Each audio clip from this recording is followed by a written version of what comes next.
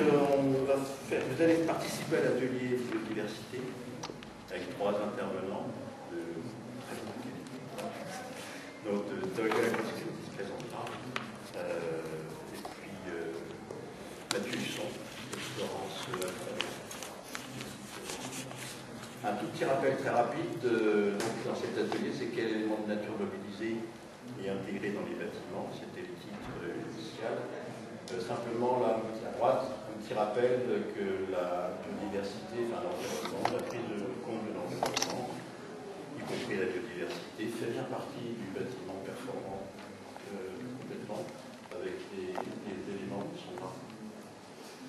Donc, en fait, les questions qu'on va aborder aussi, et pas que celle-là, c'est en cours de route, si vous avez vos questions, n'hésitez pas aussi à poser toutes les questions qu'il faudra à vos intervenants. Ça à droite, c'était parce que avant j'étais à Bourgogne-Bâtiment Durable, on avait fait une journée technique sur la prise en compte du vivant avec une publication qui résume en fait pas mal de choses. Les vidéos sont téléchargeables si vous allez sur Bourgogne-Bâtiment Durable, journée technique. Vous pourrez télécharger les vidéos, les publications. C'est nos homologues. La première présentation, ce sera biodiversité immobilier. Mathieu, j'ai dit ça, c'est parce que ça illustre un petit peu de nos premiers échanges. On a eu au téléphone. C'est faux. À droite, voilà, si vous voulez faire comme à droite, comme vous voulez. À gauche, entre les deux, il y a tout un éventail, il y a tout un choix possible. Et puis Florence, elle présentera son projet sur la base de chape, avec une particularité bien précise, c'est que le bois étant bien on ne peut plus localement, puisque c'est à côté sur une parcelle, c'est sur place, mais elle nous expliquera tout ça. Alors voilà, c'est parti, 11h30 c'est la restitution, donc si peut-être 11h25, le temps qu'on ait quelques minutes pour faire préparer la restitution. Mais comme on sait qu'on déborde souvent, on va essayer de se tenir au chronomètre. Alors j'ai mis la photo parce qu'on peut avoir différents points de vue sur la biodiversité ou différentes approches. Ça, c'en est une comme une autre, il peut y en avoir une autre, parce que c'est le site non, ça c'est la suite de Tonton. Oui, voilà. On peut avoir celle-là, on peut avoir celle-ci. Puis ça, c'en est encore une autre, et ils vous expliqueront tout ça. Voilà.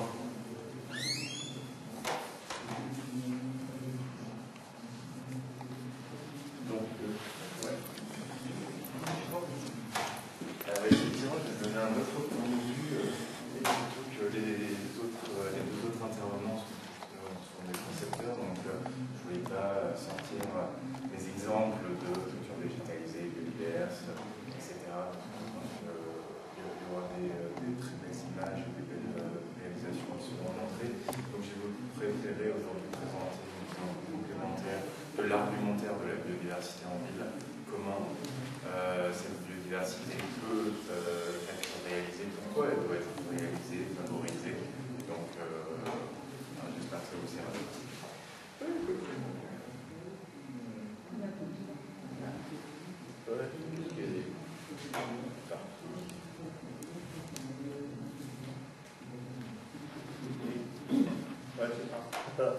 C'est pas chez moi, hein. J'ai une photo chez moi qui est pas mal aussi.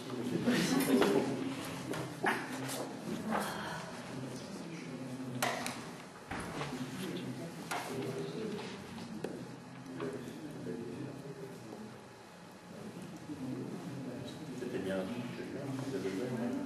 C'était pas le deuxième. Non, c'était pas le deuxième. C'était sûr.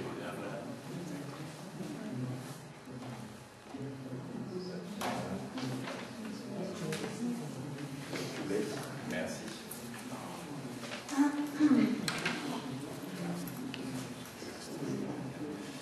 Donc, rebonjour. Pour lancer cet atelier, je me présente, je suis écologue urbain, je vais vous montrer ce que ça veut dire tout à l'heure. Et je travaille pour un cabinet de conseil en environnement qui s'appelle Arpas France et qui a un pôle dédié à la prise en compte de la biodiversité qui s'appelle Gondwana. Ça fait beaucoup de nouveaux noms, je petit mot très rapide sur Artpass France. Cette entreprise s'est donnée pour ambition d'accompagner les transformations actuelles que subit l'immobilier, le secteur de l'immobilier à travers 4 prismes importants.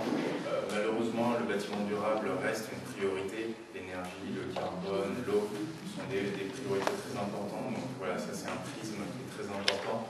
Toujours le bien-être dans l'immobilier, le confort, la santé, la prise en compte des utilisateurs, des occupants est une nouvelle tendance que vous connaissez forcément et qui est une des grandes priorités de l'entreprise aujourd'hui.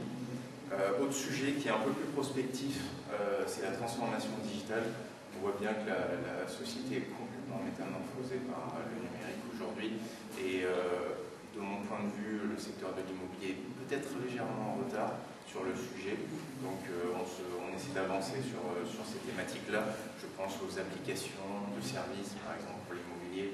Il y a d'autres sujets comme la cybersécurité qui est en train de devenir pour les entreprises un élément de taille, voire vital. Et puis il y a d'autres sujets encore plus prospectifs comme le financement des projets immobiliers par les crypto-monnaies, des choses comme ça, un peu plus prospectifs. Et puis le meilleur pour la fin, évidemment, la biodiversité, que l'on travaille à travers 4 prismes également. On accompagne, on conseille des promoteurs, des maîtres d'ouvrage dans la formalisation de leur stratégie biodiversité, un peu comme une brique du développement durable. On travaille bien, généralement, ils travaillent bien les mobilités, l'eau, le carbone, mais la biodiversité est un peu délaissée. C'est un nouveau sujet, forcément, donc il faut le porter dans les entreprises. Donc c'est plutôt une approche hors site, un peu globale. Et puis après, il y a l'approche site, où on va vraiment s'intéresser aux études de terrain, aux approches naturalistes, les espèces faune, flore, patrimoniales, remarquables, ordinaires, etc. Et puis, nouveau sujet, qui a quelques années déjà maintenant, qui nous vient des États-Unis, qui est la biophilie. Je ne sais pas si vous êtes familier avec ce concept. Je vais essayer de ne pas être très long, mais c'est assez passionnant. C'est Edward Wilson, qui est un des plus grands écologues du XXe siècle, dans les années 80, qui a conceptualisé quelque chose qui s'appelle l'hypothèse biophilique. En gros, pour faire simple, il dit qu'on a 3 millions d'années, Homo sapiens a 3 millions d'années de coévolution avec et dans la nature.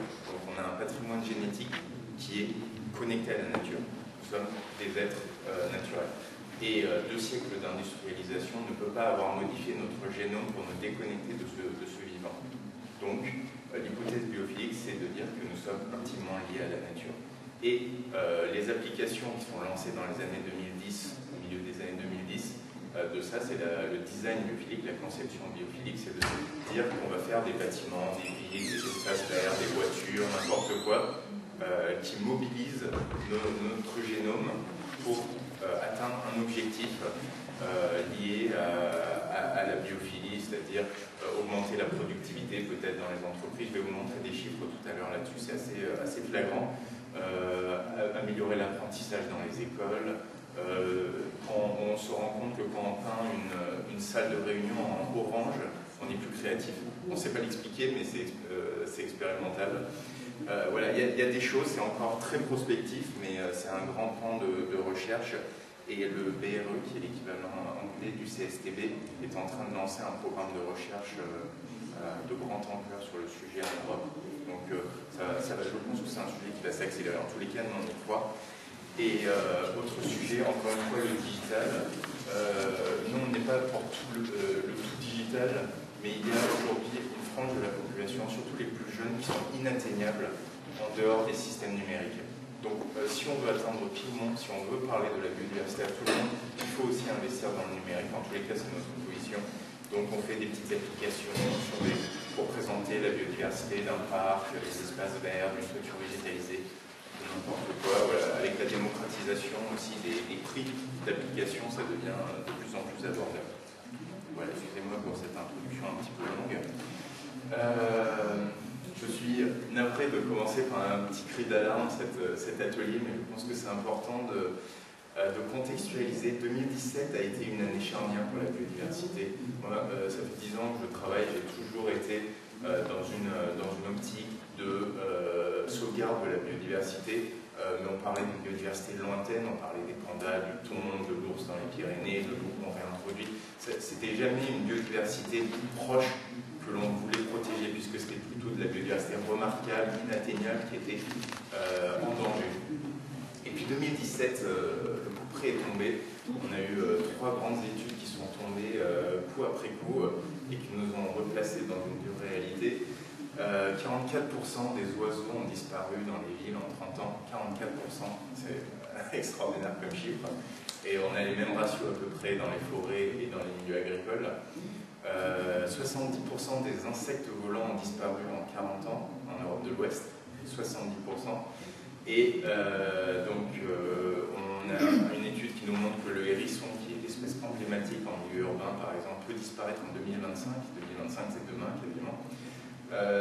Voilà, et quelques autres études très alarmantes qui nous montrent que le sujet, c'est plus la biodiversité lointaine, c'est plus la biodiversité remarquable, c'est plus les pandas, c'est plus des espèces qu'on ne voit pas.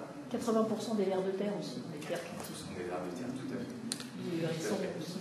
Voilà. Ce qui veut dire que la biodiversité en danger, c'est plus celle lointaine, c'est celle qui est autour de nous. Et c'est surtout celle qui nous rend des services. C'est les vers de terre qui fertilisent nos sols, qui les aèrent. C'est l'abeille domestique ou les abeilles sauvages qui pollinisent nos plantes agricoles, mais toutes les plantes à fleurs. Et les oiseaux qui sont des grands régulateurs de parasites, par exemple. Voilà. Donc les espèces sont en danger, le tissu du vivant est en danger, et donc tous les services écosystémiques que nous retirons de la biodiversité est en danger. Voilà.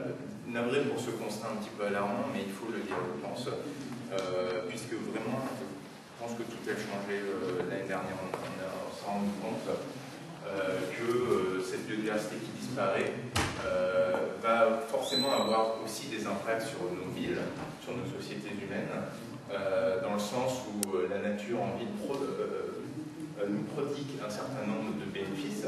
Nous profitons des parcs, nous profitons des productions locales, par des villes nourricières par exemple, on profite des champs d'oiseaux, on profite des arbres qui nous font de l'ombre, etc. Donc si toute cette nature commence à disparaître, à s'éroder, on va forcément avoir nos aménités écologiques, nos villes, qui vont devenir aussi de moins en moins amènes, probablement. Je ne suis pas là pour faire qu'un discours pessimiste, je vous rassure. Il y a quand même des chiffres intéressants. Et là, je passe sur le discours un peu plus positif et prospectif aussi. 92% des Français, ça c'est une étude de l'année dernière, 92% des Français veulent plus de nature en ville. Ça, c'est un chiffre qui est assez extraordinaire aussi, parce que c'est rare, enfin, j'ai rarement vu des enquêtes avec des chiffres aussi élevés sur un sujet. On peut quasiment dire que le sujet de la nature en ville fait l'unanimité. Et donc, je pense que c'est un message d'espoir, mais c'est aussi un message de devoir. On doit travailler le sujet de la nature en ville pour les urbains et pour la biodiversité. Et en plus de ça, donc c'est une opportunité commerciale aussi pour les acteurs de l'immobilier. Et la bonne nouvelle, c'est qu'on a aussi des moyens de valorisation de cet effort, de cet engagement des acteurs de l'immobilier, puisqu'on a un certain nombre d'études aujourd'hui. C'est assez balbutiant, la valeur verte, c'est quelque chose qu'on ne sait pas forcément très bien calculer encore, mais on sent qu'il y a un potentiel. Il y a une étude qui est très intéressante, qui n'est pas toute récente, mais qui a été lancée par Plantécité sur les bienfaits du végétal en ville, par exemple, avec des données chiffrées que vous pouvez utiliser aussi dans votre argumentaire, comme externalité positive, par exemple, dans vos projets. Et je pense surtout à cette étude-là, qui est américaine, mais on va avoir des chiffres bientôt européens, sur plusieurs milliers de projets, aux États-Unis. Ils ont comparé un certain nombre de données entre des bâtiments qu'ils appellent biophiliques et des bâtiments qui ne sont pas biophiliques. Donc biophilique étant comprenant des sujets assez vastes comme l'éclairage naturel, la présence de l'eau, la présence du végétal, la présence d'espèces d'oiseaux, etc., etc. Et donc ils se rendent compte que, par exemple, dans des immeubles de bureaux, on peut avoir jusqu'à 10% d'absentéisme en moins. Et donc moi je me suis amusé à calculer ce que ça peut coûter 10% d'absentéisme à une entreprise. Et j'ai trouvé que 10% d'absentéisme coûte 3 fois plus cher que toutes les économies d'énergie qu'on peut faire dans un bâtiment. Donc on dépense beaucoup d'argent en termes d'économie d'énergie, et c'est important, il faut le faire, parce qu'on ne connaît pas les EVL de demain en termes d'approvisionnement énergétique, mais on a d'autres leviers d'économie aussi dans l'entreprise et qui probablement coûtent moins cher en plus. Ça c'est un chiffre qui est très intéressant, et on en a pour toutes les typologies d'actifs immobiliers. Je pense aux hôpitaux. Des chambres d'hôpitaux qui ont une vue sur la nature sont occupées 0,5 jours de moins en moyenne que les chambres qui ont une vue sur autre chose que de la nature. Et ça a été chiffré en plusieurs centaines de millions de dollars d'économies pour les États américains. Donc voilà, on commence à rentrer dans du concret, c'est pas juste de la biodiversité, c'est beau, c'est agréable, mais ça a vraiment des bénéfices quantifiables pour le vivant,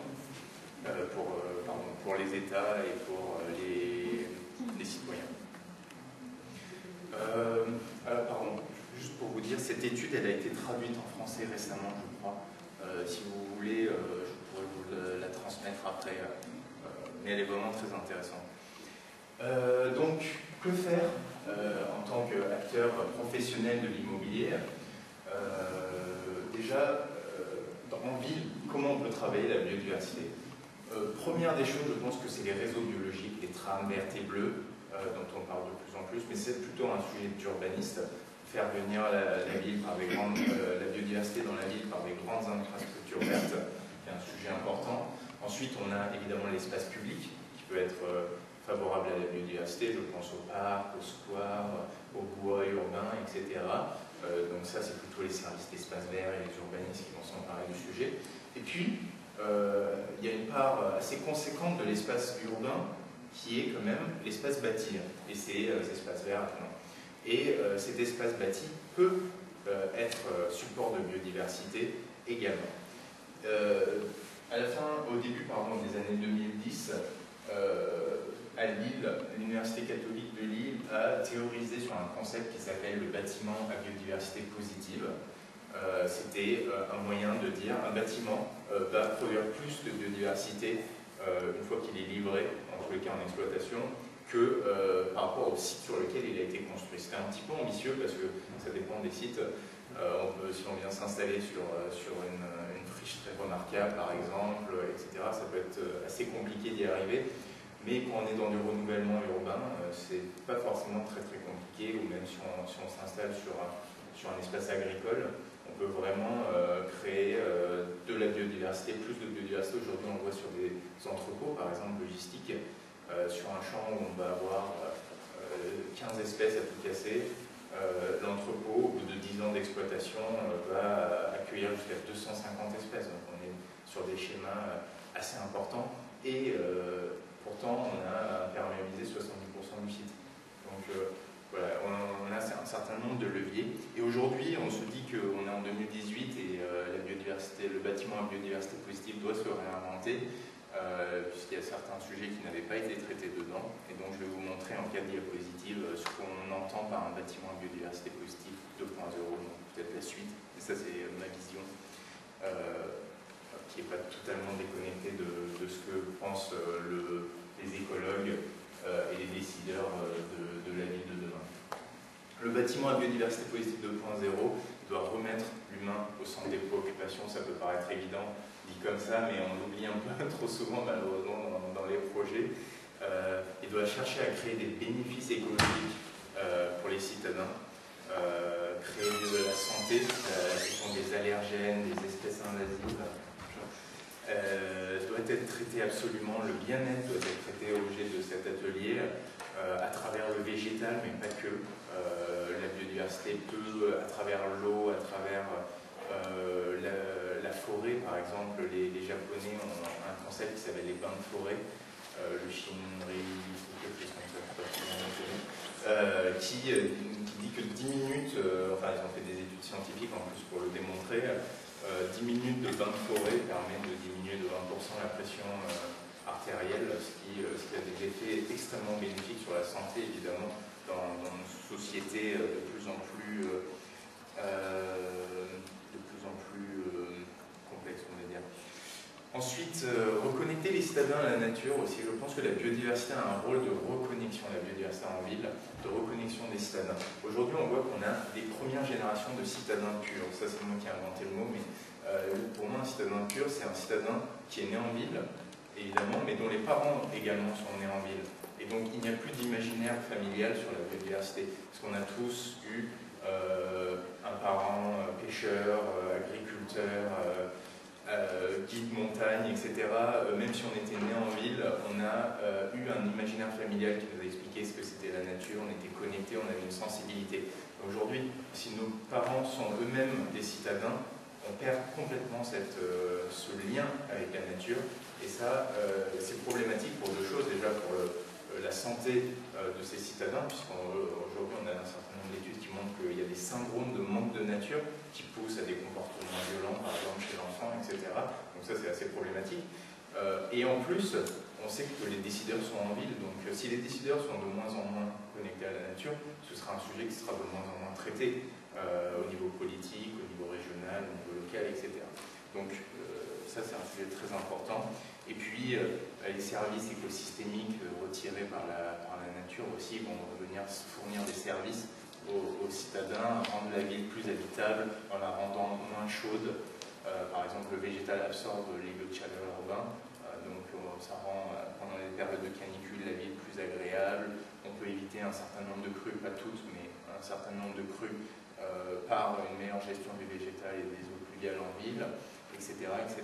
Mais il y a aussi les pollutions. On ne peut pas gérer toutes les pollutions, mais on sait qu'on peut arrêter les pollutions sonores juste par un alignement d'arbres, par exemple. C'est un sujet très important. Et puis d'autres choses un peu plus indirectes, comme le stockage du carbone. Ça c'est un peu plus prospectif, mais je pense qu'il faut anticiper un petit peu les évolutions un peu globales qui sont en train d'arriver dans nos sociétés où on parle de plus en plus de résilience, et on a raison d'en parler parce qu'on ne sait pas trop vers quoi on va par rapport au changement climatique. Par exemple, on a des modèles aujourd'hui qui nous montrent un certain nombre de changements climatiques, météorologiques sont en train d'arriver, mais si on conçoit nos espaces verts en 2018, ils ne vont être vraiment opérationnels que dans 10, 15 ans, 20 ans. En tous les cas, ils devront l'être encore peut-être pour 50 ans, mais on ne sait pas quelles seront les conditions météorologiques, est-ce que les plantes, les espèces qui ont été plantées seront adaptées à la pluviométrie de 30 ans d'ici maintenant. Voilà, ce sont des vraies questions qu'il faut qu'on se pose. Il n'y a pas de raccourci, il n'y a pas de schéma facile. Je pense que pour chaque région, il faut travailler, il faut se préparer à ce genre de choses, même si ça reste assez compliqué. Et puis, il peut y avoir d'autres problèmes, par exemple, je pense que des prédateurs, les parasites, par exemple, des plantations. On voit bien, par exemple, la chenille processionnaire arriver en Ile-de-France. Je ne sais pas si elle est en... Sur l'autoroute, on voit, il n'y a plus un conifère qui tient debout, tout est dans l'eau. Tout à fait, la pyrale du buis qui monte. J'allais dire on commence, mais ça fait déjà plusieurs années qu'on plante, par exemple dans le nord, les vignes sur les terrils. Donc il va y avoir aussi les parasites de la vigne qui vont arriver. Voilà, on a des déplacements d'espèces qui sont très importants et il faut au mieux les anticiper. C'est un sujet très important. Et puis les trains vertés bleus aussi. Donc je vous l'ai dit, les trains vertés bleus, c'est un sujet d'urbanisme. Aujourd'hui, une train verté bleu est travaillée au 1 10 millième, pardon. Non, un 20 millième. Donc on ne le travaille pas forcément, n'est pas applicable, opposable à un projet immobilier. Pour autant, je pense que l'espace bâti a un rôle à jouer sur les trains vertés bleus. Déjà en ne les coupant pas, les connectivités écologiques, et puis peut-être en les renforçant par une toiture végétalisée, par un certain nombre d'aménagements. Rien que de ne pas mettre une clôture peut des fois refonctionnaliser une trame verte et bleue. Et je vous ai mis entre parenthèses BIM pour vous rappeler que on commence à parler de plus en plus des trames vertes, bleues, brunes et noires également. Ah oui, donc la trame verte, c'est des continuités paysagères. Ça peut être une piste cyclable avec des alignements d'arbres à côté, ça peut être, c'est pas forcément linéaire d'ailleurs, ça peut être ce qu'on appelle en pas japonais, donc un bosquet, un massif, un bosquet, et donc ça permet permet le déplacement d'un certain nombre d'espèces. Donc une trame verte est définie par des espèces, le déplacement d'espèces. On peut avoir une trame verte pour le chevreuil par exemple, on va avoir une autre trame verte pour le hérisson, etc. etc. Donc c'est vraiment une vision un peu macro du déplacement des espèces. Alors j'ai pas beaucoup de temps, donc je ne vais pas forcément m'attarder, mais le déplacement des espèces est fondamental en écologie puisque ça permet le brassage génétique des populations. Si on limite le déplacement de l'espace vital d'une espèce, on la fait dépérir par consanguinité. C'est pour ça qu'on a fait les grands écoducs sur les autoroutes, parce qu'on s'est rendu compte dans les années 80 qu'on était complètement en train d'appauvrir les populations de chevreuils, de sangliers. Donc c'est pour la chasse pour la cynégétique qu'on a fait ça, mais ça va dans le bon sens, heureusement. Et donc la trame bleue, c'est la même chose pour les espèces liées à l'eau. Ça va être essentiellement l'eau douce, ça peut être les rivières, mais ça peut être aussi des réseaux de mares, par exemple. On va venir renforcer des réseaux de mares pour le déplacement des amphibiens, du triton, des grenouilles, etc. Et puis la trame brune, c'est la continuité de sol. On a parlé tout à l'heure des vers de terre. Quand vous faites une toiture, le ver de terre, il ne va pas arriver tout seul sur la toiture et refonctionnaliser cette toiture. Donc soit on peut faire des immaculums, donc on va venir amener des vers de terre, soit, l'exemple de la toiture est un peu extrême, mais quand on fait un espace vert qui est complètement déconnecté d'un sol naturel, eh bien, les lombriques vont peut-être mettre 10-15 ans à venir naturellement sur le site. Alors que si on le connecte à un espace naturel, ça prendra 1, 2, 3 ans. Donc ça c'est la trame brune. Et puis la trame noire, c'est une trame de non-pollution lumineuse. Pour le déplacement des espèces nocturnes. Aujourd'hui, les villes sont des barrières pour les oiseaux migrateurs, pour les chauves-souris qui chassent la nuit, sauf certaines qui profitent des lampadaires et tournent autour de la voilà. Ça reste une science assez complexe, mais on sait que pour favoriser les espèces nocturnes, on doit avoir des continuités sombres. Désolé, j'ai fait une parenthèse, mais c'est important. C'est très important. Puis on pourrait voir les chauves-souris, c'est un excellent anti-moustique. Tout à fait. Une pipistrelle, qui est la plus petite chauve-souris de France, qui n'est pas plus grande que ça, mange 800 moustiques par nuit. Donc c'est le meilleur des anti-moustiques. Naturel. Naturel, absolument. Et puis une autre perspective qui est très intéressante pour le coup, c'est au fur et à mesure que le monde agricole et le monde forestier devient de plus en plus néfaste à la survie d'un certain nombre d'espèces remarquables, la ville peut devenir sanctuaire pour un certain nombre d'espèces. On parle beaucoup du faucon pèlerin qui est en train de revenir dans les villes. Le faucon pèlerin a failli disparaître dans les années 80 en France. Il restait plus qu'une dizaine de couples nicheurs. Aujourd'hui, rien qu'en Ile-de-France, et donc dans la première couronne parisienne, il y a plus de 10 couples nicheurs. Donc les populations repartent à la hausse grâce au milieu urbain, puisqu'il y a moins de pollution. C'était les pollutions par pesticides qui ont mis en péril la population, puisqu'elles rendaient les œufs non viables. Et le milieu urbain a sauvé cette espèce. Et on peut reproduire éventuellement ce schéma pour d'autres espèces. Un sujet qui est moins glamour, mais qui est aussi important, c'est de penser à la biodiversité à l'échelle du cycle de vie. C'est bien de parler de la biodiversité sur le site sur lequel on va construire, et de la biodiversité qu'on va fournir aux occupants plus tard, comme bénéfice, comme service, mais il ne faut pas oublier la biodiversité qu'on va impacter par l'extraction des matériaux, par exemple. On est en train d'aller chercher de plus en plus dans les estuaires non granulaires, donc on est en train d'attaquer des milieux de plus en plus naturels pour aller les chercher. Donc nos matériaux ont un impact sur la biodiversité. Il faut penser à la diminution de cet impact au maximum. Donc ça, ce n'est pas forcément de devoir d'aller voir ce qui se fait ailleurs, mais être exigeant par rapport aux matériaux que vous utilisez, évidemment, c'est important. Et puis les biosourcés, les matériaux biosourcés, je pense que vous êtes familier avec ça, c'est le bois, le béton de chanvre, tout ce qui est issu du vivant. Il ne faut pas prendre de raccourci par rapport à ça. Biosourcé ne veut pas dire écologique. On prend toujours l'exemple du soja brésilien, c'est un très bon exemple. Le soja brésilien, c'est tout sauf écologique. pourtant c'est biosourcé. Voilà, pas de raccourci, il faut regarder les modes productifs des différents matériaux pour être sûr qu'ils soient écologiques. En tous les cas, moins néfastes à la biodiversité. Et puis regarder aussi les autres phases du cycle de vie, je pense à l'acheminement, à la transformation dans les usines. On échange par exemple avec un certain nombre de producteurs d'isolants qui eux-mêmes ont une démarche biodiversité sur leur site de production. Ce qui donne d'ailleurs des échanges assez drôles, puisque nous on parle de biodiversité ex situ en parlant de leur site, et eux parlent de biodiversité in situ en parlant de leur site. Des fois c'est assez compliqué de se comprendre, mais ça va dans le bon sens. Et puis la fin de vie des bâtiments aussi, quoi faire des espaces verts au bout de 50 ans par exemple, est-ce qu'on rase tout, on en refait, alors que le système est au maximum de sa maturité. C'est des vraies questions qu'il faut se poser. Et puis je termine sur l'expertise. Je pense qu'on ne fait pas de biodiversité sans travailler le sujet de l'écologie scientifique. C'est une science qui est quand même assez complexe, qui n'est pas forcément une science exacte toujours.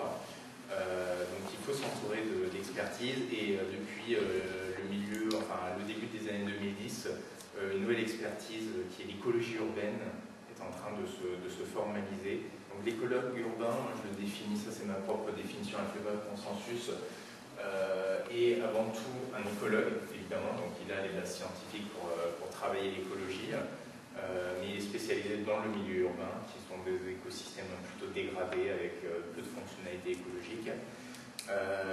Il connaît les processus du BTP, il sait parler aux acteurs de l'immobilier, il n'est pas militant, mais il est proactif pour accompagner au mieux la prise en compte de la biodiversité dans un projet immobilier. Et puis, surtout, et c'est la grande différence avec les écologues, on va dire de la campagne, c'est pas du tout péjoratif, c'est de remettre le citadin, l'humain, au cœur de ses préoccupations. L'écologue est un peu sociologue, l'écologue urbain est un peu sociologue aussi. Dans tous les cas, nous on travaille beaucoup avec les sociologues pour avoir une approche vraiment plus pertinente. Et puis, information très très importante, l'écologie dans un projet immobilier doit être prise le plus tôt possible. Je pense que c'est assez évident que c'est avant le plan masse que l'écologue va pouvoir faire ses recommandations les plus pertinentes par rapport à l'écologie d'un site. Ensuite, on travaillera le projet, évidemment. On travaillera les habitats écologiques créés sur le site, les espaces verts, etc., avec le paysagiste, l'architecte, mais le premier des conseils se fait à l'échelle du plan masse sur ce qu'il faut protéger, ce qui ne vaut pas la peine d'être protégé, etc. Prioriser les exigences écologiques. Alors, très rapidement, quels outils sont disponibles aujourd'hui pour travailler l'écologie? Évidemment, on peut faire travailler un écologue de façon volontaire. On appelle l'écologue, il va sur le site, il fait quelques recommandations, on peut reconduire sa mission pendant tout le projet ou juste s'appuyer sur ses recommandations initiales. On peut aussi s'appuyer sur un certain nombre de démarches. Je pense aux certifications environnementales généralistes, donc le HQE, Qualité environnementale française, je pense à l'EQE aussi pour parler localement, le BREEAM qui est l'équivalent du HQE en Angleterre, et puis le LEED qui est l'équivalent du HQE aux États-Unis. Ce sont des certifications qui marchent en France, surtout HQE évidemment, et qui demandent à ce qu'un écologue aille sur le site. Alors HQE, dans sa dernière version, qui est Bâtiment durable 2016, a vraiment intégré le sujet. Avant, il y avait un flou un petit peu artistique, on ne savait pas trop si on devait le faire ou pas, et généralement ça ne se faisait pas.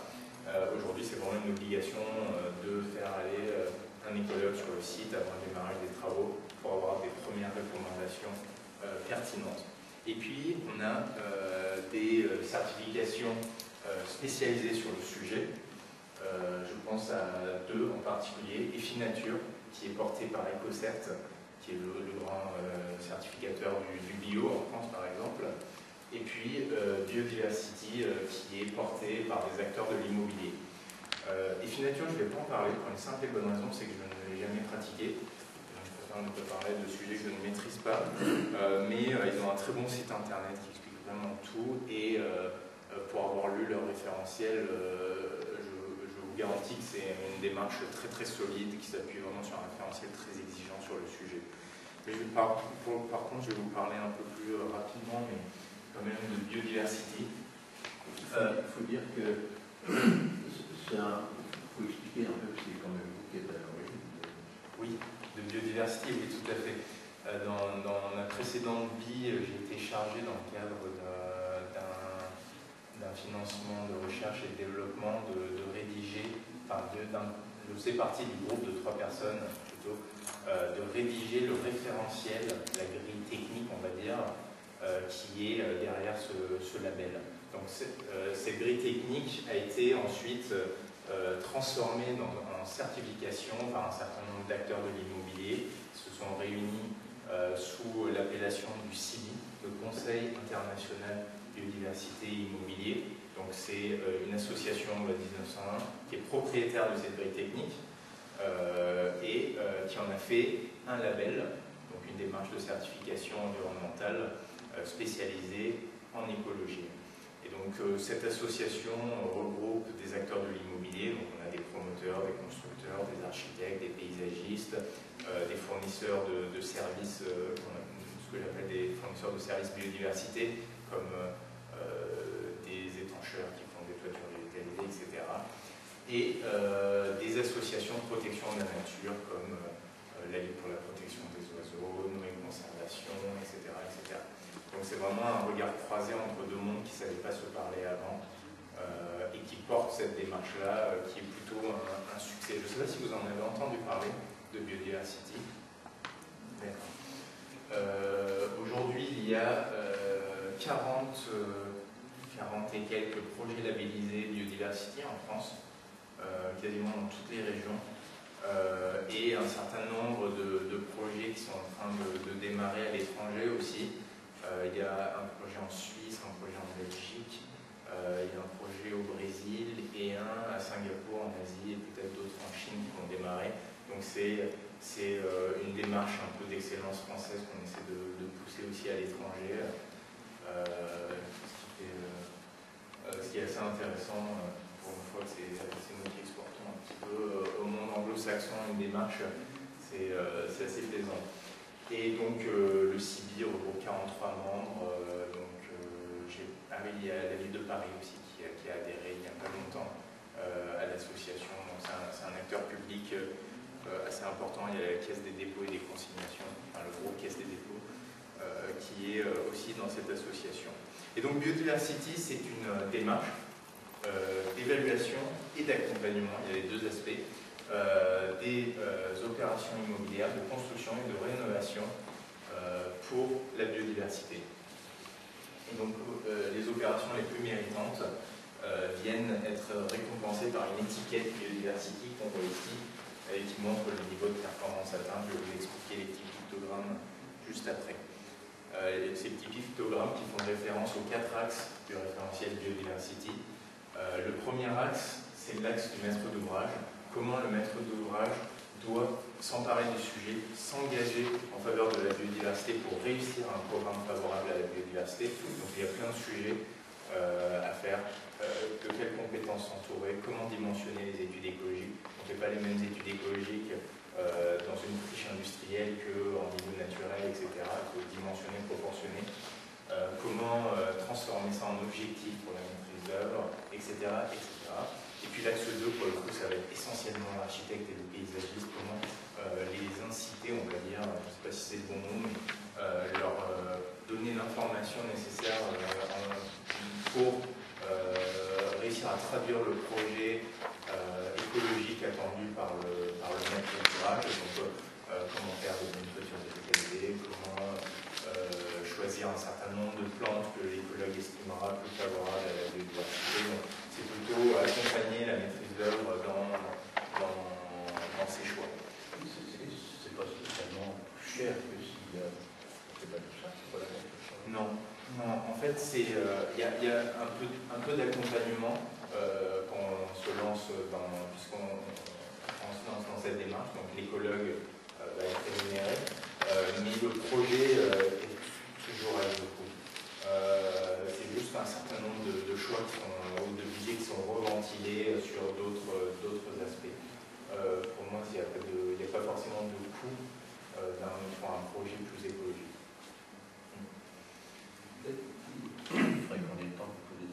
Ah oui, bah, j'avance.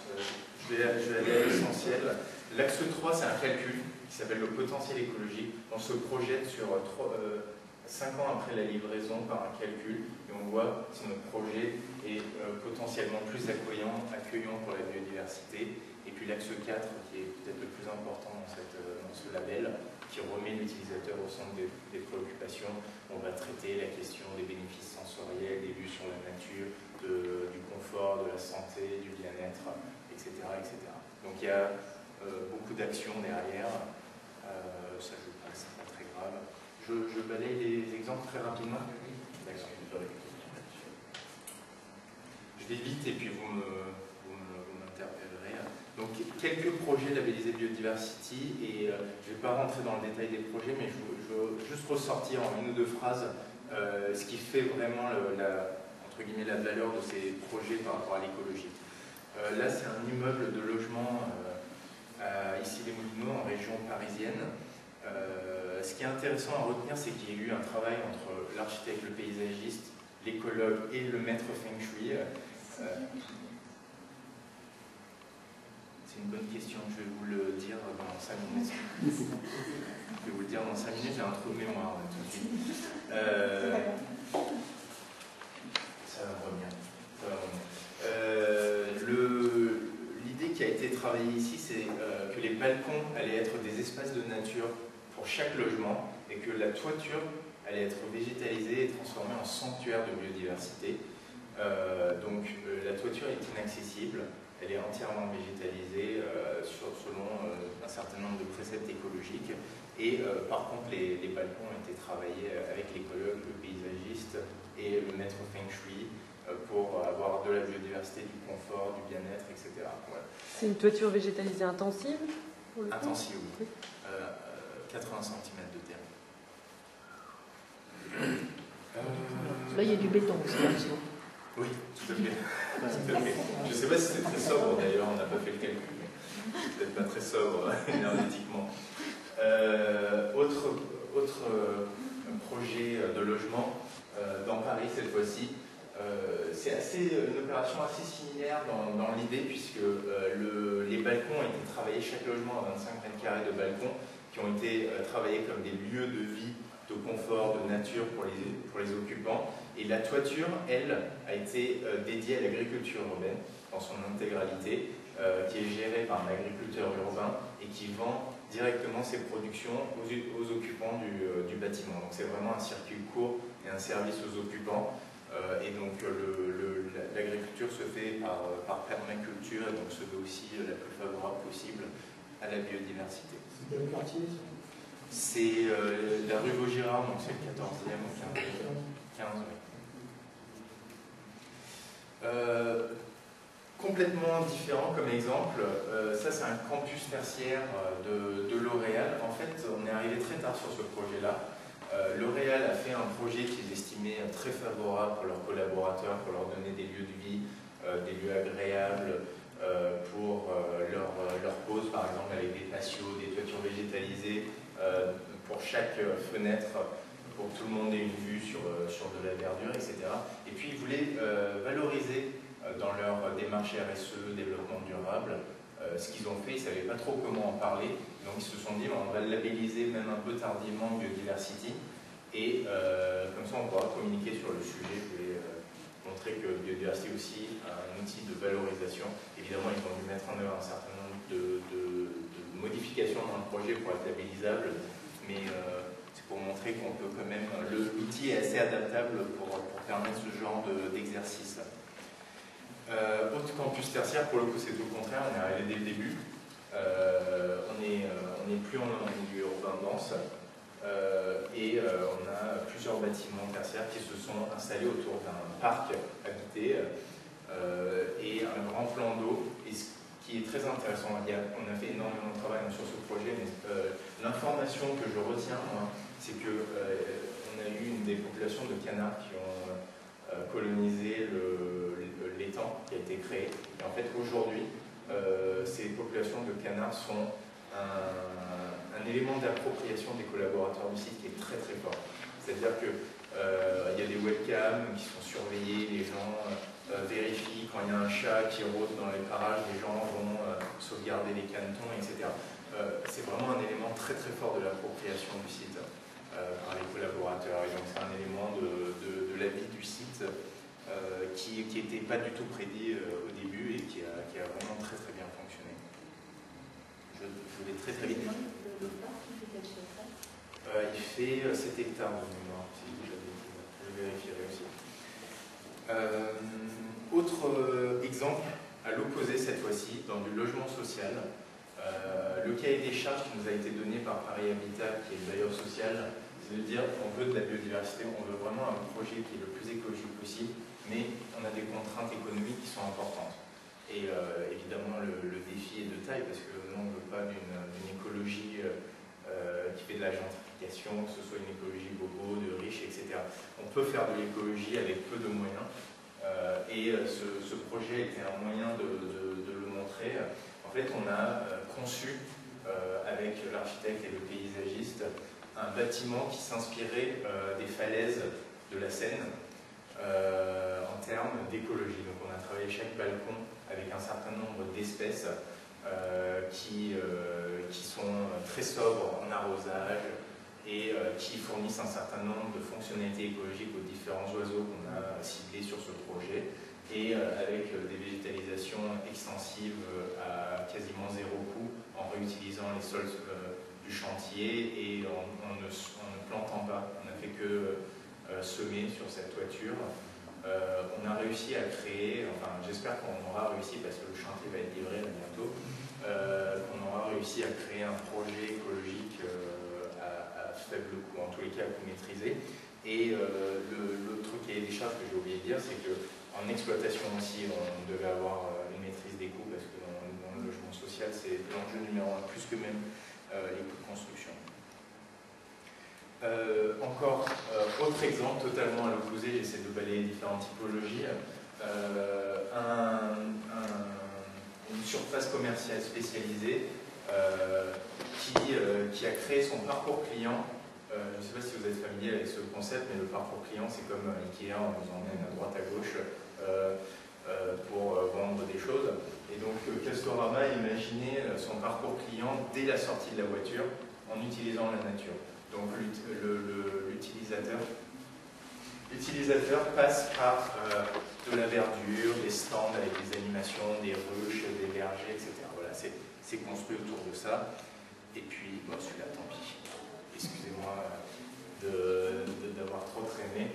Tout ça pour dire que Biodiversity, c'est une démarche qui permet d'engager toutes les parties prenantes du projet. Et c'est un sujet, ça permet de travailler un sujet qui se voit. La biodiversité, ça se voit, contrairement au kilowattheure, contrairement au carbone, etc. La biodiversité, ça se voit, ça impacte les gens dans leur quotidien. Et voilà, je termine. Excusez-moi.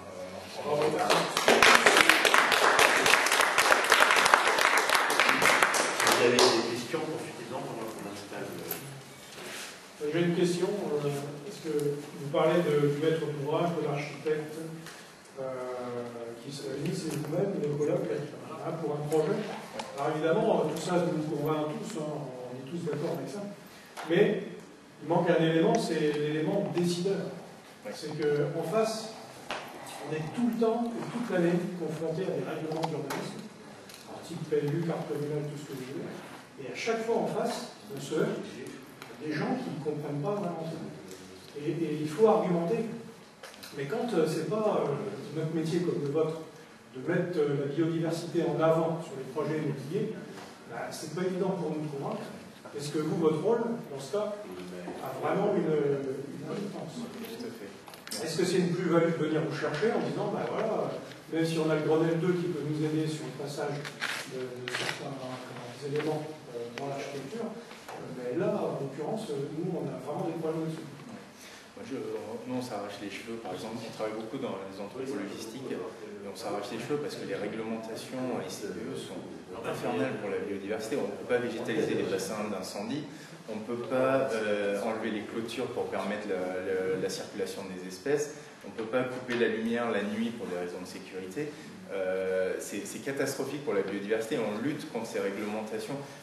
On ne lutte pas contre ces réglementations parce qu'elles sont évidemment pertinentes pour d'autres sujets, mais on essaie de les assouplir aussi pour donner une marge de manœuvre par rapport à la biodiversité. Mais oui, le rôle de l'écologue est, à mon avis, essentiellement pédagogique avant d'être un rôle de conseil sur le projet.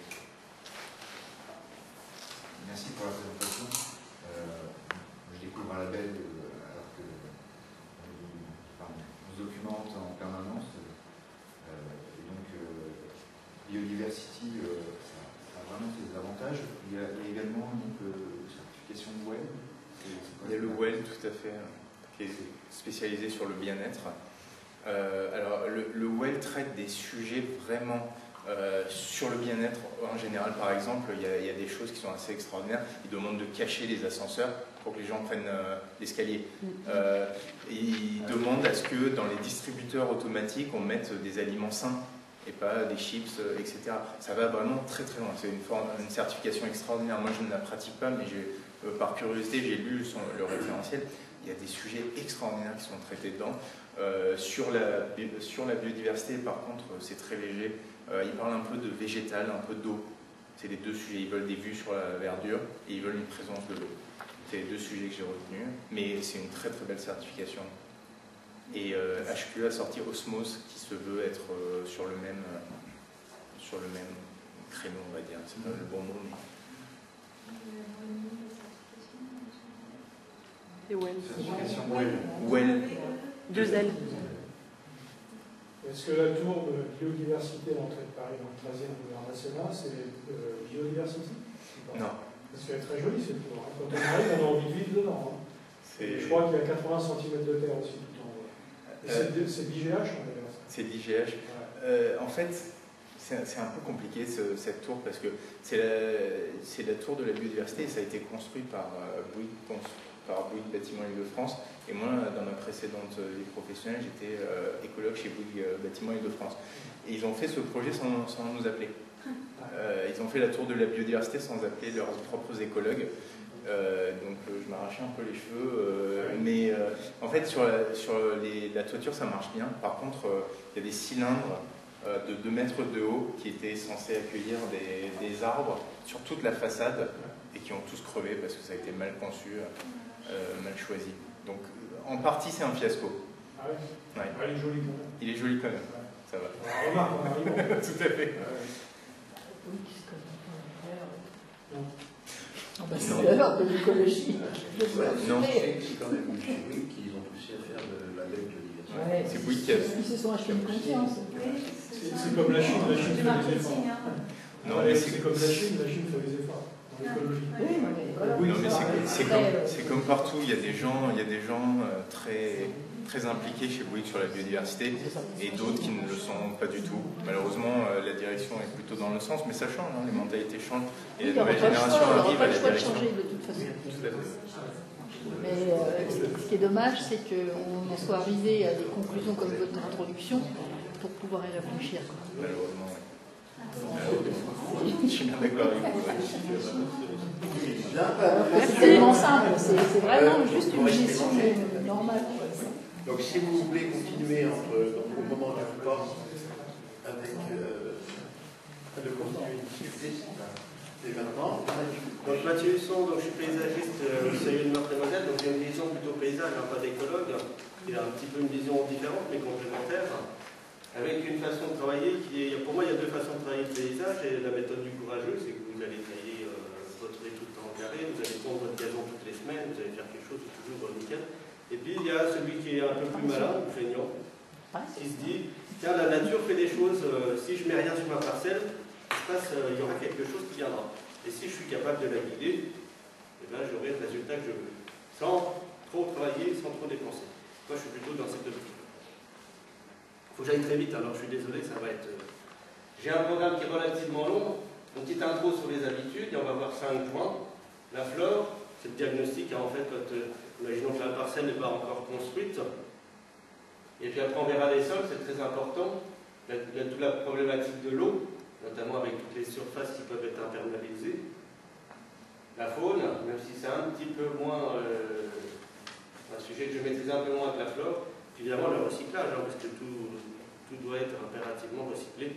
Et de faire toutes ces choses-là le mieux possible Alors évidemment dans l'intérêt de la biodiversité, puisque c'est le sujet, mais aussi pour éviter un tas de problèmes, notamment les invasives, on en parlera, les effets de chaleur urbains, on en a parlé un tout petit peu, et puis surtout la perte de biodiversité, parce qu'aujourd'hui quand on parle de biodiversité, on a lu les chiffres tout à l'heure, c'est assez dramatique. Quand vous allez dans un verger, normalement un mirabellier en fleurs, on parle de mirabelle sur Lorraine, ça bourdonne, je vous dis. Cette année, c'est le silence de la mort. Il se passe rien. On cherche l'insecte. Donc c'est assez dramatique. Moi, j'ai été un petit peu choqué cette année qu'il y a quelque chose qui s'est passé dans ces derniers temps. Voilà, alors en introduction, j'hésite pas à parler de maltraitance sur le végétal. On est sur un être vivant, c'est pas parce qu'il n'est pas capable d'hurler qu'on n'est pas sur la maltraitance. On a une haie ici qui a été giroboyée avec un système de marteau et la personne a décidé de raccourcir de 10 cm de plus que les autres années, pourquoi comme ça. Et ça a eu l'effet de fissurer des troncs jusqu'à la souche. Donc là, la belle haie d'érable, voilà. Les arbres ont fait des massacres par habitude. Et vous connaissez ces et comme ça repousse, parce que l'arbre soit il repousse, soit il meurt de toute manière. Et comme s'il fait des belles repousses, on dit ah, il est reparti. Sauf qu'on va lui réduire sa vie. Alors après, il peut y avoir des cavités qui vont être intéressantes pour la biodiversité. En tout cas, pour l'arbre lui-même, c'est un drame. Pareil, un maltraitant sur la vie animale. Le jardinier tueur. Alors là, vous avez la grande photo avec le produit chimique. À côté, c'est la version plutôt bio, avec la bouillie bordelaise qui est autorisée. Moi, je suis contre tout ça. Il y a un concept qui vient du Canada, de Gilles Clapperton, et qui marche, qui dit qu'il y a seulement 10% d'auxiliaires, seulement 10% de ravageurs, et que 80% de nos pathogènes sont des opportunistes. Alors comment ils sont? Soit ils sont auxiliaires, soit ils sont ravageurs, selon la qualité du jardinier, on va dire. Si vous êtes un bon jardinier, vous allez avoir 80 plus 10% d'auxiliaires. Là, ça veut dire que les ravageurs, vous en êtes quasiment plus. Donc là, il ne s'agit plus de savoir si je dois traiter avec un produit naturel ou chimique. Il n'y a plus besoin de traiter, on va les tolérer. Ils ne sont plus que 10%. Donc apprenons à travailler correctement. Bon, ça fait l'objet d'une conférence entière. Donc, on n'a pas le temps, là. Encore une autre conférence, les mauvaises herbes. On cherche toujours à désherber, arrêtez de désherber. Que ce soit chimiquement, comme on le voit sur le cimetière, ou à la binette. Quand vous avez un employé communal, moi je travaille avec des petits villages, quand vous dites à l'employé communal, on vous retire le pulvérisateur et on vous donne une binette et allez le faire le cimetière. Sympathique comme... Moi j'ai pas envie d'être à sa place. Donc il y a quand même d'autres techniques qui marchent en grande culture et qu'on est capable, en tout cas moi j'ai remis ça au jardin, c'est des chiffres qui ont été, comment dire, prouvés. Je prends toujours le plus mauvais parce qu'il y a des études qui ne donnent pas les mêmes chiffres. 96 pour certaines études, 97 pour d'autres études, quasiment pareil. 96% de mauvaises herbes sont liées à une mauvaise gestion du sol. Et 4% c'est la survie de l'espèce. En fait 100% c'est la prolifération de la mauvaise herbe, encore mauvaise. J'adore ce terme-là parce que pour moi, puisque c'est de la mauvaise gestion du sol, la mauvaise herbe, c'est l'herbe du mauvais jardinier. Et quand vous êtes bon, il vous reste que 4%. 4% en grande culture, pour avoir demandé à un agriculteur, un céréalier, il me dit, moi j'interviens pas parce que ça me coûtera plus cher que les 4% le peu de dégâts qu'ils vont faire. Pour nous jardiniers, suivant le niveau de propreté, si on peut dire ça comme ça, soit on termine les 4% à la main, soit on les laisse, c'est peut-être pas si dramatique que ça. 4 pissenlits dans une pelouse, c'est certainement intéressant pour la biodiversité. Quand il n'y a que ça, c'est peut-être pas super beau, d'un point de vue paysager. Donc voilà, donc des herbeurs thermiques, c'est beaucoup d'énergie. Donc il vaut mieux apprendre à connaître les herbes qui sont des plantes indicatrices de phénomènes souvent liés au sol. Oui, c'est très important, là, ça fait partie des diagnostics écologiques qu'on avait fait. Donc avec des plantes indicatrices, on peut déterminer la qualité d'un sol. Et si on fait des petits trous avec une bêche, voir le profil biologique du sol, en liant les deux, on a toutes les transformations qui vont bien. On rajoute quelques informations météo là-dessus, sur la météorologie, mais le micro local.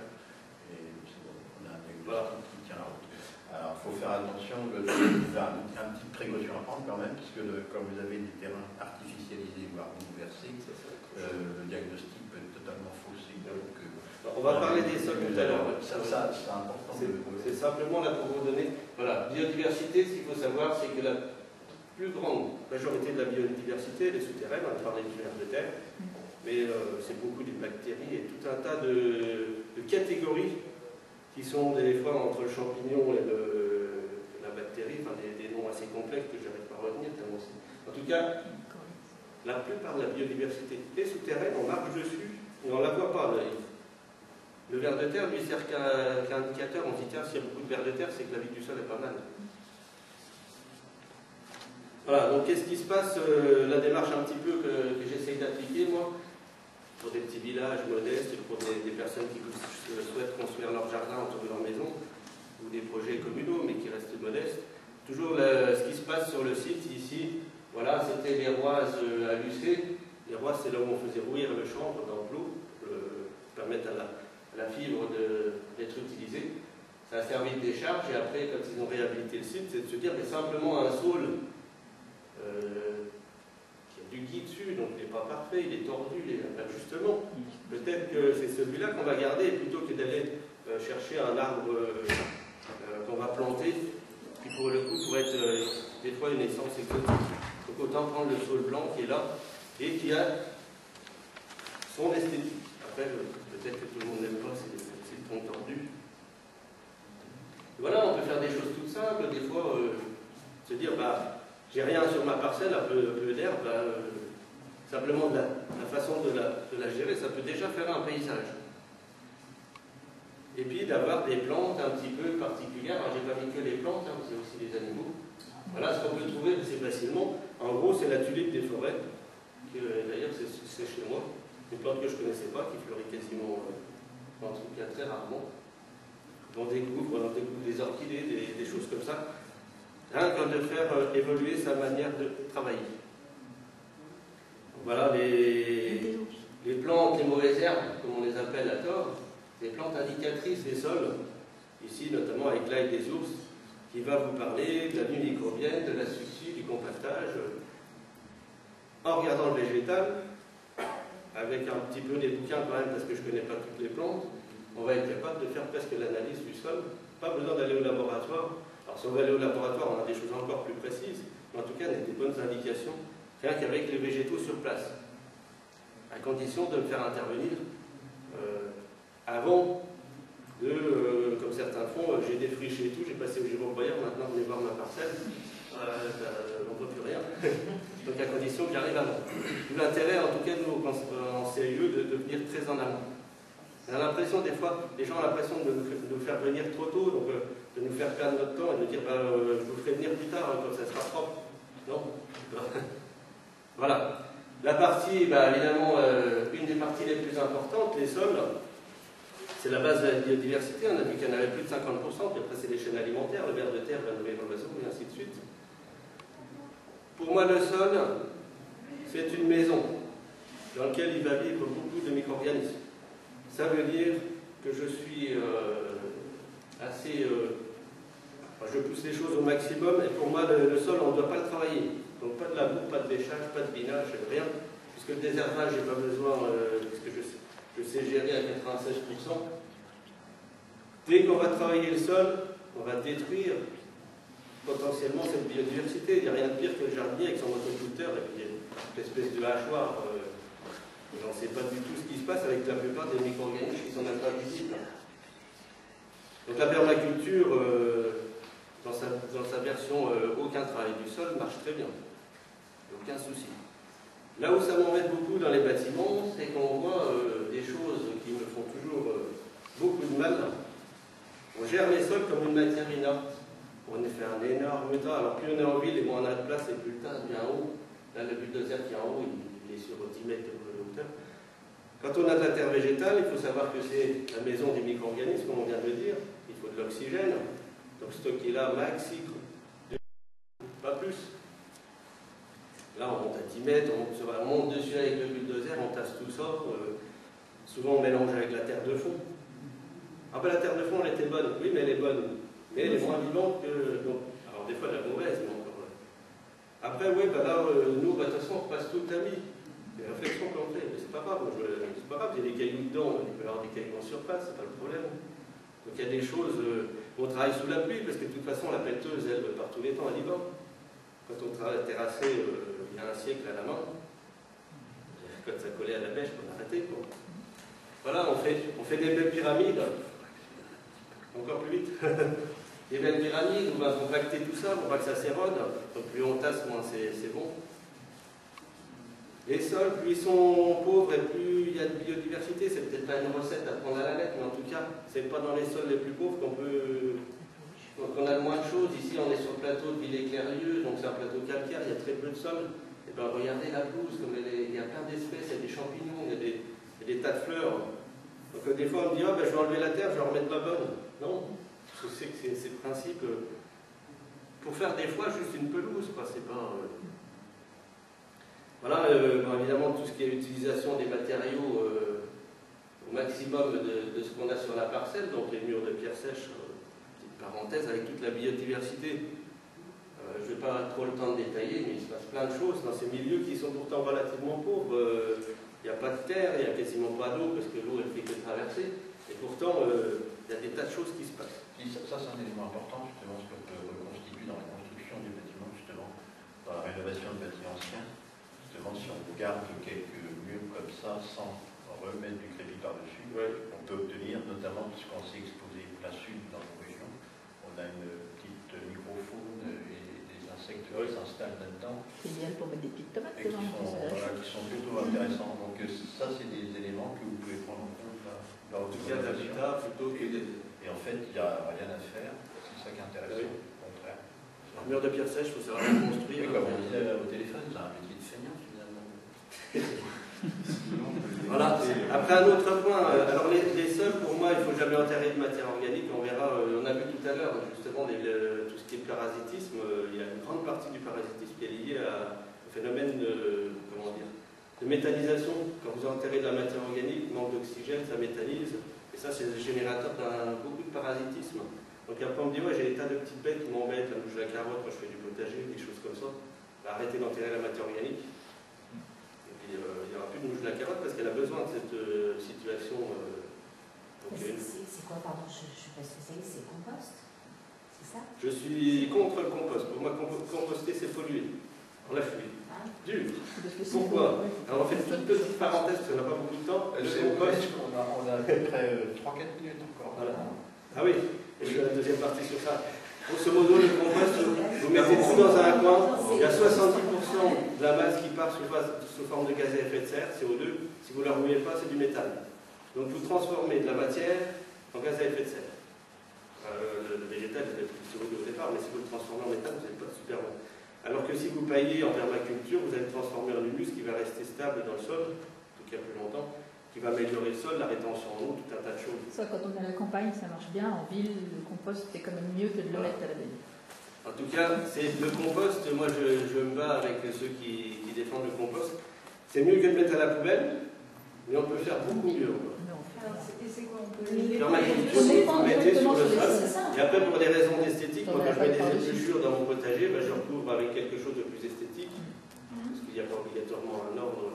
Donc pour l'esthétique, on s'arrange, et en tout cas, on peut faire ça. Et vous faites du paillage sur n'importe quel type de sol? Oui. Oui. On va passer. Après, la problématique de l'eau, c'est un élément très important. En fait, la base, c'est de vouloir reconstituer ce que vous avez envoyé. Donc voilà, la minéralisation, puis après transformation. Enfin, vous avez une couche de matière organique.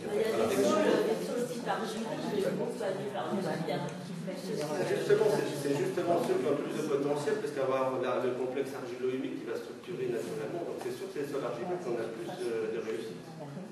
Dans le sol sableux, c'est plus compliqué, parce que c'est beaucoup plus facilement lessivé. Je reviens sur la thématique de l'eau. Évidemment, dès qu'on fait des projets, donc ici je vous ai montré simplement un usoir où on a remis qui était totalement en cailloux, hein, qu'on a remis à 91% de cailloux et 9% de terre, oui, sur des japons. Un budget qui permet à l'eau de s'infiltrer, d'avoir de la verdure, d'avoir un autre cadre de vie. L'enherbement des cimetières, pareil, pour essayer d'infiltrer, bon ça infiltrait quand même dans le caillou.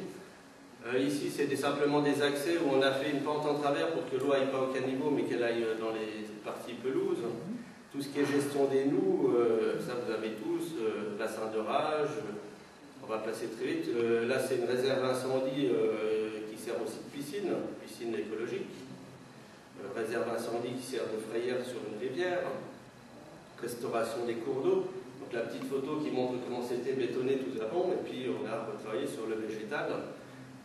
Et en même temps sur la biodiversité, dans ces salicaires, là c'est extraordinaire le nombre d'insectes qui se promènent, alors que sur la partie bétonnée, il n'y avait plus rien. Donc ici, la même chose sur un moulin où on a retravaillé les berges. La fontaine qui était fleurie, qu'on a remis en eau, parce que c'est quand même plutôt sa vocation, même si on ne sert plus de la fontaine.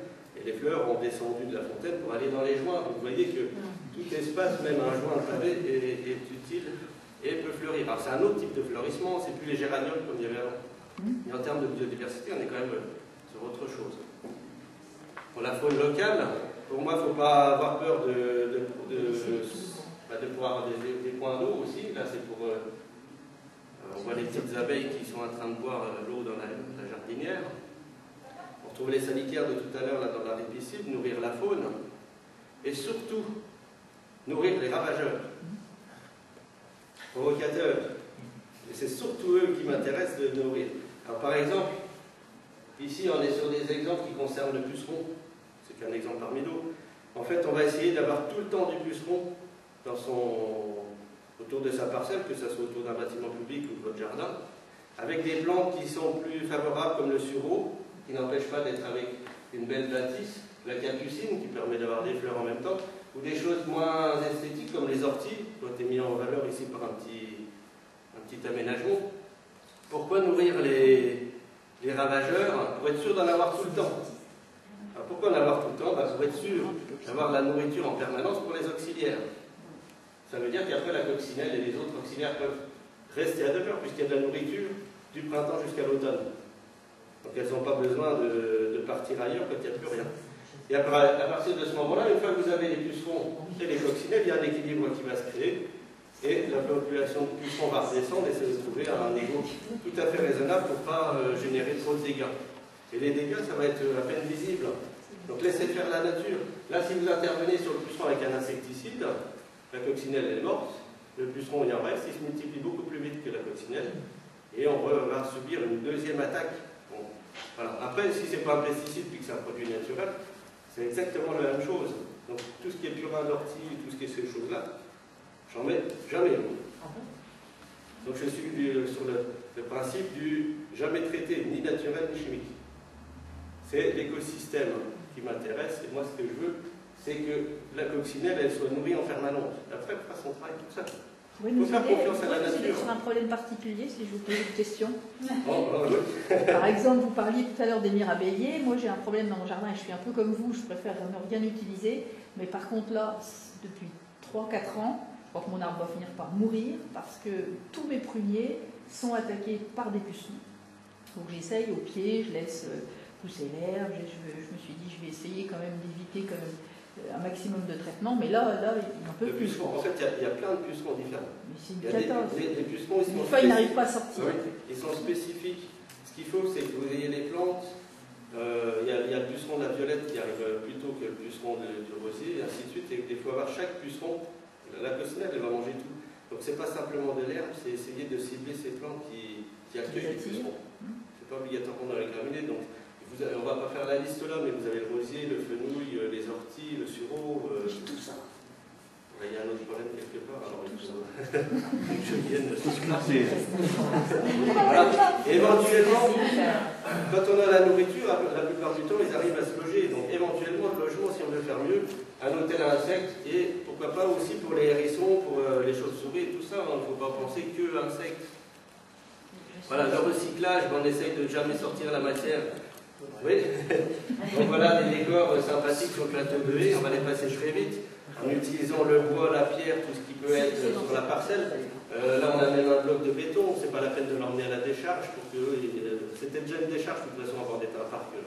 Donc voilà, on en fait un mobilier, il est sympa, on aime ou on n'aime pas, mais en tout cas on en fait quelque chose sur place, à l'image comme le fait la forêt là-haut sur la première photo, la permaculture. Là, vous avez des photos, les deux du bas sont au CAUE.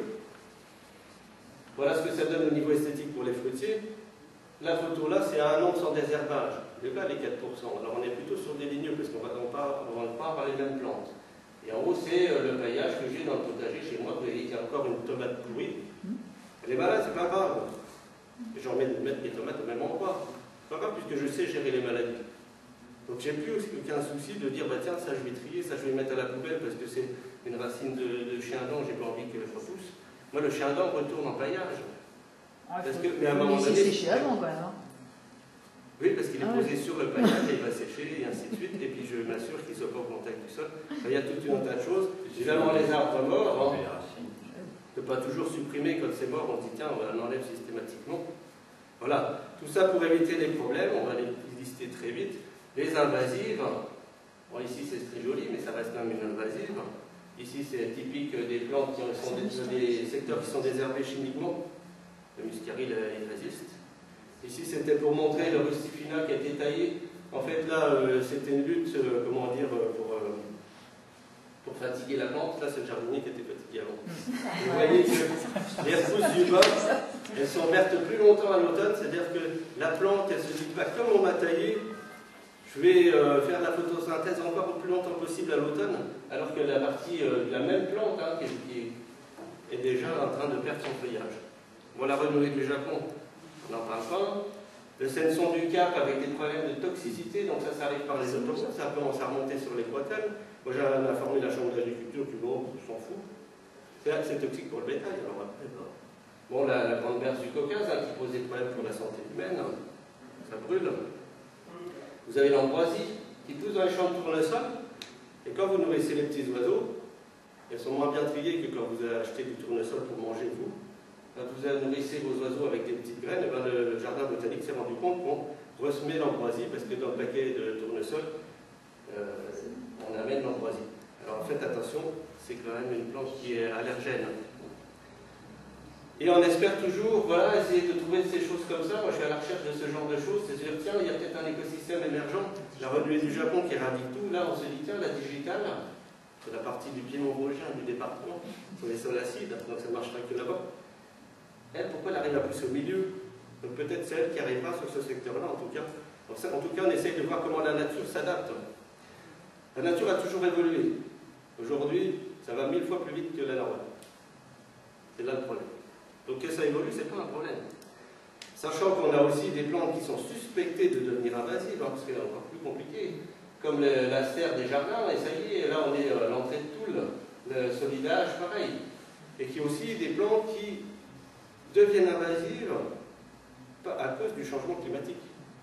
En tout cas, certaines vont, ça va être bénéfique pour certaines, et puis embêtante pour d'autres, et donc elles vont prendre la place. L'effet de chaleur urbain, on essaye d'avoir un maximum de végétaux, d'arbres. Regardez un bel arbre contre la façade. Ça, on disait, oh non, c'est trop près de la maison. Maintenant, on commence un petit peu à se dire, tiens, il y a quand même des choses intéressantes. Bon, les poiriers palissés, ça, c'est pour la petite parenthèse, parce qu'on aime bien au CEU, les poiriers palissés. Sur des bâtiments modernes, donc ça, c'est le cabinet d'architecte et puis l'école de l'ENCREF. Là, je suis un viticulteur, chacun adapte. La fenêtre est ouverte en bas, il fait très chaud, et on ferme les volets en haut. Pour rien, des toitures végétales, avec la grosse problématique, c'est qu'on a quasiment que du sédum pour l'instant chez nous. Voilà, la perte de biodiversité en passe très vite, et végétaux locaux, moi ce que je constate, c'est qu'il y en a beaucoup plus qui sont en difficulté depuis quelques années. Donc on est en train de voir que la végétation de chez nous est en souffrance, voilà, avec des phénomènes de montée à graines un peu énormes. On voit les végétaux climat océanique depuis quelques années qui poussent très bien.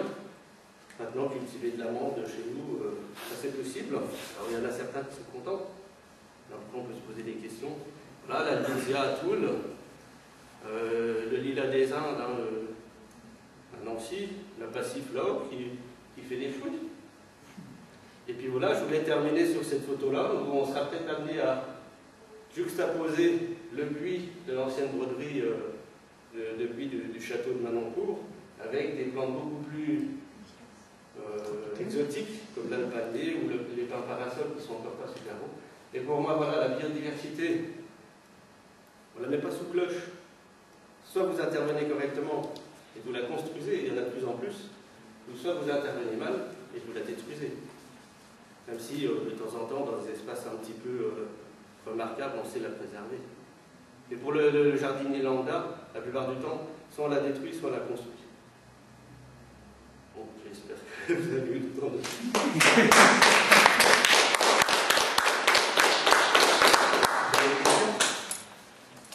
Pendant qu'on installe rapidement. Voilà. Il y a des petites choses comme par exemple, là cette semaine je suis arrivé au CAUE, je me suis dit tiens la aiguille a été taillée par quelqu'un de loin, j'ai vu. Et en fait c'est la pyrale du puits qui est arrivée. Elle dit ah mince, j'ai encore jamais étudié le problème là. On a discuté avec une de mes collègues, elle me dit ouais bah tu vas quand même mettre un coup d'insecticide, ce coup-ci tu vas pas, entre guillemets, tu vas pas faire l'écolo. J'attends, j'ai déjà un peu renseigné. Et en fait en se renseignant, il y a la mésange, le moineau qui la consomme, et le frelon asiatique. Donc on a des choses qui n'ont rien à faire chez nous. Et le frelon asiatique, en dehors du gros problème qu'il a sur les abeilles, il a des effets bénéfiques sur certains oiseaux, sur certaines, et là sur la pyrale. Donc la nature s'adapte, il ne faut pas vouloir sortir l'insecticide au premier... J'ai des chenilles, je sors l'insecticide, mais des fois je dis aux personnes, vous êtes sûr que c'est des chenilles qui sont embêtantes? Ah ben je sais pas, je les ai déjà tuées. C'est là où il y a un problème de non-tolérance de cette biodiversité. Et la fameuse bactérie du génétiste qui tue la pyrale, vous en pensez quoi de cette action-là? Parce que pour l'instant, je n'avais pas étudié le sujet. Il y a un moment, il faut réussir à avoir une action quand même, parce que si on regarde par exemple les chenilles processionnaires, je vois qu'a priori, personne ne fait grand-chose, puisque ça prolifère à une vitesse terrible. Voilà, c'est ça. Il y a un moment, il faut quand même agir, parce que si personne n'agit sur la pyrale, on va avoir une invasion terrible. Donc il faut quand même, il y a un moment, il faut quand même réussir à construire. J'ai quand même un message d'information à toute l'équipe en disant voilà ce qui se passe, machin. Et 5 minutes après, je regardais la nuit, il y avait une mésange qui était déjà dedans. Oui, alors ça, c'est une aide. Il y a des choses qui sont plus embêtantes avec tout ce qui est oxygène, qui est embêtant pour la santé humaine. Et puis il y a des systèmes émergents qui sont plus lents que d'autres. Oui, il faut réussir à trouver l'équilibre aussi, que les plants soient nourris correctement. On voit aussi, notamment pour tout ce qui est relevé du Japon, c'est-à-dire on ne fait plus rien. Parce qu'il faut que la nature reste libre d'elle-même. Et voilà, à un moment donné, on ne peut pas. La ranuée du Japon, elle est tellement embêtante que la plupart des jardiniers qui essayent de lutter contre, ils la font proliférer. Elle ressemble à quoi? Il y a très peu de personnes, mais en tout cas, il faut vraiment des connaisseurs, parce que dès qu'il y a un bout de 1 cm, ça fait une bouture, ça repart.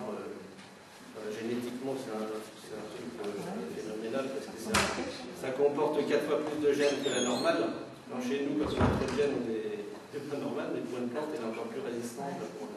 Il y a des tas de soucis, elle descend à 3 mètres de profondeur, elle va sur 15 mètres de long, donc aller nettoyer le sol. Je ne me viens pas, mais c'est celui-là. Ah, je l'ai en premier écran. Il faut bouger, est-ce que d'accord. Ok. Donc alors j'ai très peu de temps pour vous présenter le bâtiment de la base nautique canoë-kayak qu'on a construit à Chartres. Dans l'Aube récemment. Voilà. Je vais aller assez vite parce qu'on a très peu de temps. Donc voilà, c'est un projet que j'ai conçu avec une architecture contemporaine et une volonté d'utiliser du bois de façon brute avec une technique constructive avec le bois rond, donc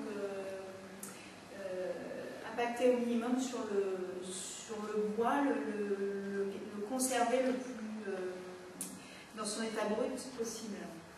Donc on voit ici l'axonométrie qui présente comment il est constitué.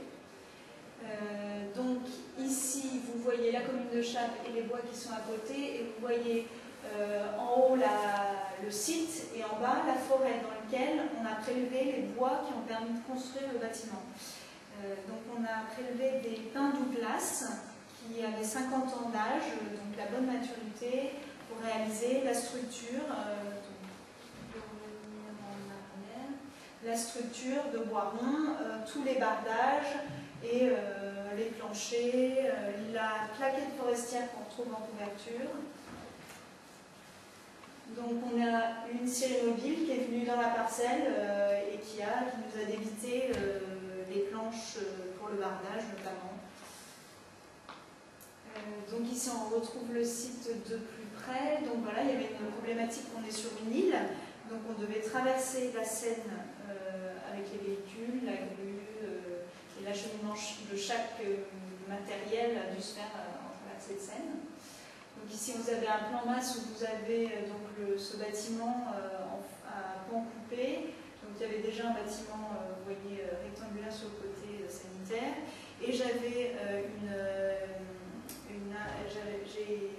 une obligation de monter l'étage habitable au-dessus de la ligne rouge qu'on voit sur la coupe en bas, c'est-à-dire à 1,50 m quasiment du sol. Donc le bâtiment, je me suis servi du rez-de-chaussée, je l'ai monté à 2 mètres et on a aménagé en fait l'étage d'en dessous, vous allez voir un petit peu plus tard pour du stockage. Donc voilà les images du bâtiment. Donc on a une façade nord qui est très peu percée, quelques petites fenêtres qui cadrent des vues et une façade sud qui est beaucoup plus ouverte pour bénéficier de l'ensoleillement naturel, avec une casquette.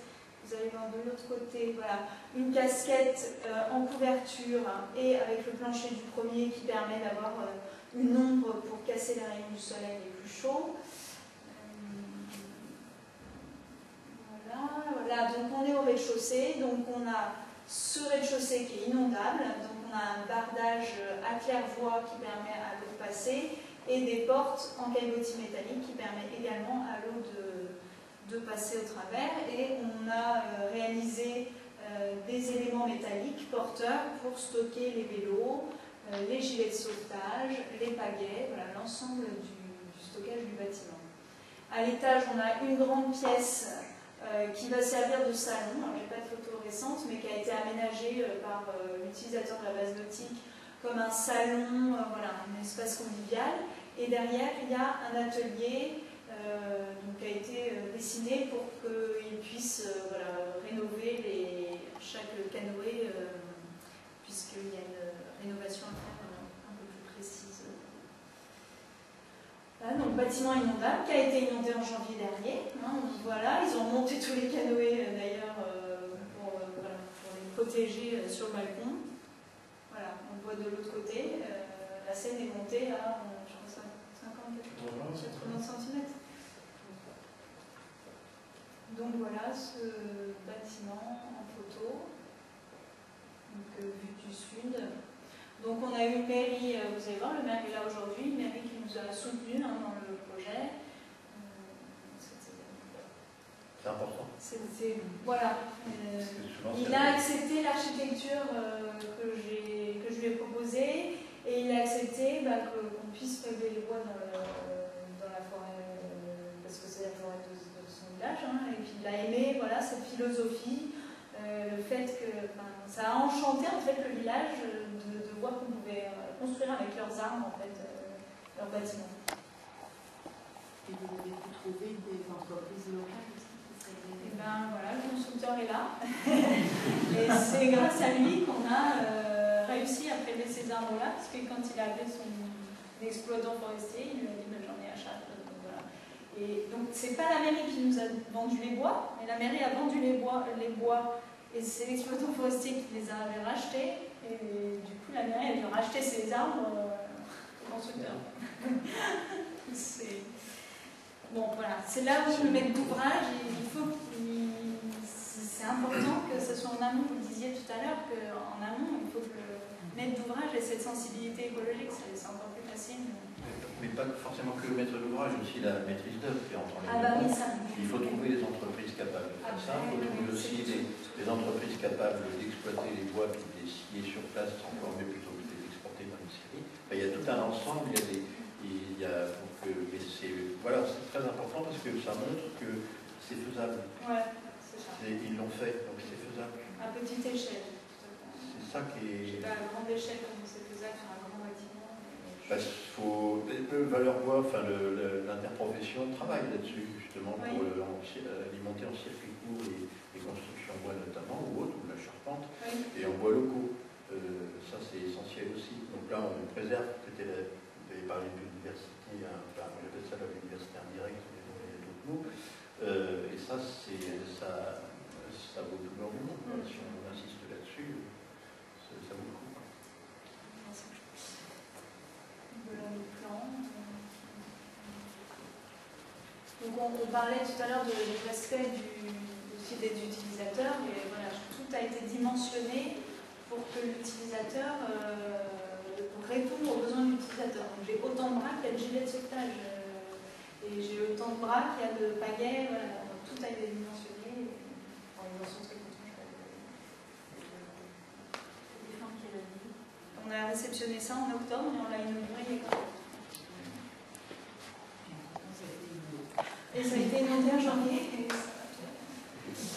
C'est monté, c'est redescendu, le bâtiment est toujours là. C'est vraiment extraordinaire.